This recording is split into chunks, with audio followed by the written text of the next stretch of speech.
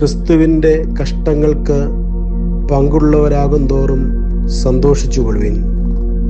ക്രിസ്തുവിനെ നാം വഹിക്കുമ്പോൾ നേരിടേണ്ടി വരുന്ന പ്രതിസന്ധികളാണ് കഷ്ടത. അതുകൊണ്ട് ഇങ്ങനെയുള്ള കഷ്ടതകൾ കൂടുതൽ മെച്ചപ്പെട്ട ജീവിതത്തിനുള്ള വഴികളാണ്. കുരിശിലെ വേദന നമ്മുടെ ജീവിതത്തോടുള്ള താല്പര്യമില്ലായ്മയല്ല, സൃഷ്ടിപരമായ പ്രവർത്തനമാണ്. ക്രൂശ് ജീവിത സംസ്കാരമായി സ്വീകരിച്ചിട്ടുള്ളവർ പ്രത്യാശാ നിർഭരമായ ജീവിതം കാംക്ഷിക്കുന്നവരാണ്. ക്രിസ്തുവിൻ്റെ കഷ്ടാനുഭവങ്ങളെ സങ്കടത്തോടും സഹതാപത്തോടും മാത്രം നോക്കിക്കാണുന്ന രീതി ഒരിക്കലും ക്രിസ്തീയമല്ല. കാരണം സഹതാപമല്ല, പങ്കാളിത്തമാണ് ക്രിസ്തു ആവശ്യപ്പെടുന്നത്. ഇതിനായി നമ്മെ ഒരുക്കുന്നത് മഹത്വത്തിൻ്റെ ആത്മാവാണ്. ഈ നിയോഗവും വിളിയും അഗ്നിശോധനകളാൽ പരീക്ഷിക്കപ്പെടുന്നു. നമ്മെ മനഃപൂർവ്വം വേദനിപ്പിച്ച് രസിപ്പിക്കുന്നയാളല്ല ദൈവം.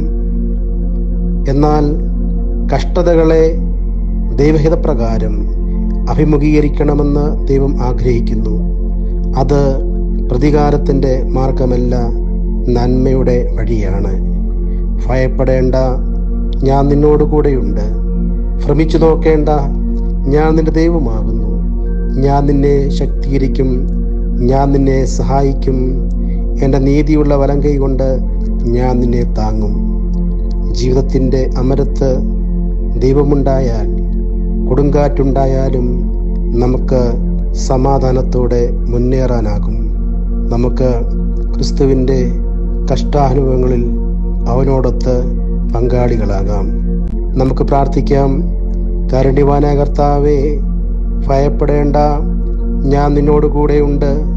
ഭ്രമിച്ചു നോക്കേണ്ട, ഞാൻ നിന്റെ ദൈവമാകുന്നുവെന്ന് അരുളിച്ചെയ്തവനായ കർത്താവേ, ഞങ്ങളുടെ ജീവിത സാഹചര്യങ്ങളിൽ കഷ്ടതകളും പ്രയാസങ്ങളും ഉണ്ടാകുമ്പോൾ നിരാശയുടെ അനുഭവത്തിലേക്ക് പോകാതെ പ്രത്യാശയോടെ അങ്ങയോടുള്ള കഷ്ടാനുഭവത്തിൻ്റെ പങ്കാളികളാകുന്നു എന്ന വിശ്വാസത്തിൽ ഞങ്ങളുടെ ജീവിതത്തെ ക്രമീകരിക്കുവാൻ ഞങ്ങൾക്ക് സംഗതിയാകണമേ.